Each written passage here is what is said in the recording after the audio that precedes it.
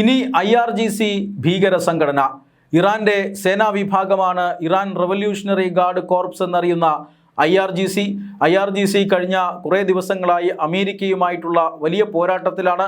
IRGCക്ക് കനത്ത ആൾനാശം ഈ യുദ്ധത്തിൽ ഉണ്ടായി എന്ന് പറയപ്പെടുന്നുണ്ട്. ഈ IRGCയാണ് ഇപ്പോൾ ബ്രിട്ടൻ ഭീകര സംഘടനയായി പ്രഖ്യാപിച്ചിരിക്കുന്നത്. ബ്രിട്ടന്റെ ദേശസുരക്ഷയ്ക്ക് ഭീഷണിയായി മാറുന്ന സംഘടനയാണ് ഇറാന്റെ സൈന്യമെന്നും അതുകൊണ്ട് തന്നെ ഇറാൻ സൈന്യത്തിന് ബ്രിട്ടനകത്ത് ഏതെങ്കിലും രീതിയിലുള്ള സഹായങ്ങളോ ചെയ്തു കൊടുക്കുകയോ ഇറാൻ സൈന്യത്തെ പിന്തുണയ്ക്കുകയോ ചെയ്യുന്നവർക്ക് 14 വർഷം വരെ രാജ്യത്ത് തടവ് ശിക്ഷ വരെ ലഭിച്ചേക്കാം എന്നതാണ് ഏറ്റവും പ്രധാന കാര്യം. ഭീകര പട്ടികയിലേക്ക് IRGCയെ മാറ്റിയിരിക്കുന്നു എന്നുള്ളതാണ്.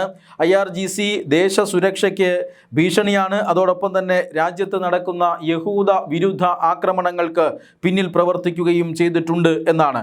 IMCR എന്ന് പറയുന്ന മറ്റൊരു സംഘടന, അതോടൊപ്പം തന്നെ റഷ്യൻ രഹസ്യാന്വേഷണ ഏജൻസിയുമായി സഹകരിച്ച് പ്രവർത്തിക്കുന്ന റഷ്യൻ ഫെഡറേഷൻ വോളണ്ടിയർ കോർ എന്ന് പറയുന്ന 2 സംഘടനകളെയും IRGCക്കൊപ്പം ബ്രിട്ടൻ ഇപ്പോൾ ഭീകര സംഘടനകളുടെ പട്ടികയിൽപ്പെടുത്തിയിട്ടുണ്ട്. രാജ്യത്തിൻ്റെ ദേശ സുരക്ഷയ്ക്ക് ഭീഷണിയായിട്ടുള്ള ഭീകര സംഘടനകളെയാണ് ഇങ്ങനെ ബ്രിട്ടൻ ഈ ഭീകര പട്ടികയിൽപ്പെടുത്തിയിരിക്കുന്നത്.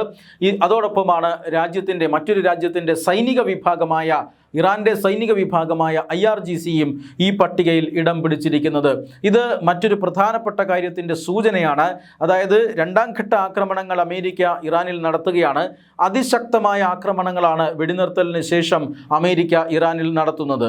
ഈ ചർച്ചയ്ക്ക് വരികയും ഇരുമേശയ്ക്കും ഇരുന്ന് ചർച്ച പുരോഗമിക്കുകയും ചെയ്യുന്ന സാഹചര്യത്തിൽ വാണിജ്യ കപ്പലുകൾക്ക് നേരെ ഇറാൻ ആക്രമണം നടത്തി. മാത്രമല്ല അമേരിക്കൻ പ്രസിഡന്റ് ഡൊണാൾഡ് ട്രംപിനെ വധിക്കാനുള്ള ശ്രമവും നടത്തി. ഇത് രണ്ടുമാണ് അമേരിക്കയെ പ്രകോപിപ്പിച്ചിരിക്കുന്നത്.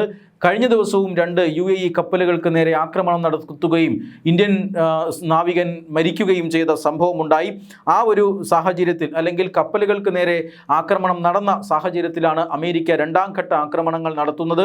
2ാം ഘട്ട ആക്രമണങ്ങൾ കനത്ത ആക്രമണങ്ങളാണ് നടത്തുന്നത്. ഇറാൻ സൈന്യത്തിന് നേരെയും സൈനിക താവളത്തിന് നേരെയും, അതായത് ഇറാന്റെ ഡ്രോൺ ശേഖരണം നടത്തുന്ന കേന്ദ്രങ്ങൾ, അതോടൊപ്പം തന്നെ റഡാർ കേന്ദ്രങ്ങൾ, അതോടൊപ്പം വ്യോമ പ്രതിരോധ സംവിധാനങ്ങൾ, ഇതെല്ലാം തകർത്തുകൊണ്ട് അമേരിക്ക ശക്തമായ ആക്രമണം തന്നെയാണ് ഇറാനെതിരെ നടത്തിക്കൊണ്ടിരിക്കുന്നത്. അതുകൊണ്ട് തന്നെ ഇറാന്റെ തോൽവി ഏതാണ്ട് ഉറപ്പായി കഴിഞ്ഞു എന്ന് തന്നെ UK ഈ തീരുമാനത്തിൽ നിന്നും വ്യക്തമാണ്. ഉടൻ തന്നെ ഇറാൻ കീഴടങ്ങാനുള്ള സാധ്യതയുണ്ട്.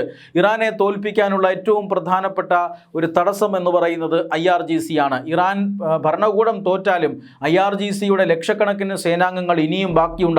അവർ സംഘടിക്കാനും ലോകത്തിന് തന്നെ ഭീഷണിയായിട്ടുള്ള ഭീകര സംഘടനയായി മാറാനുമുള്ള സാധ്യതയുണ്ട്.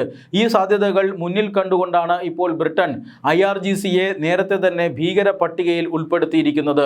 IRGCയെ ഭീകര പട്ടികയിൽ ഉൾപ്പെടുത്തിയതോടുകൂടി IRGCക്ക് സഹായങ്ങൾ നൽകാനോ IRGCയെ പിന്തുണയ്ക്കാനോ ഒരു കാരണവശാലും ഇനി ബ്രിട്ടന് സാധിക്കുകയില്ല.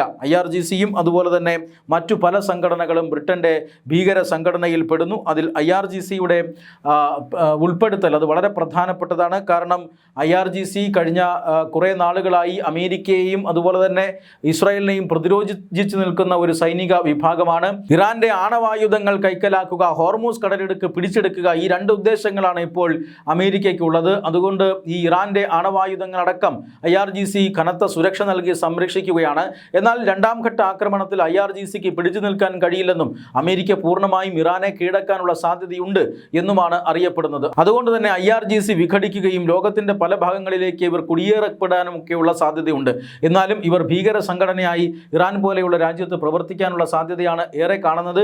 അങ്ങനെ ഭീകര സംഘടനയായി പ്രഖ്യാപിച്ചു കഴിഞ്ഞാൽ ഇന്ത്യ ഉൾപ്പെടെയുള്ള രാജ്യങ്ങൾക്ക് അത് ദോഷകരമായ സുരക്ഷാ ഭീഷണിയായി മാറുകയും ചെയ്യും. ബ്രിട്ടൻ ഇപ്പോൾ IRGC അടക്കമുള്ള 2-3 ഭീകര സംഘടനകൾ, അല്ലെങ്കിൽ 2-3 സംഘടനകളെ ഭീകര സംഘടനകളായി പ്രഖ്യാപിച്ചിരിക്കുകയാണ്. പശ്ചിമേഷ്യയിൽ വലിയ സംഘർഷം നടക്കുന്ന സാഹചര്യത്തിലാണ് ഈ പ്രഖ്യാപനം.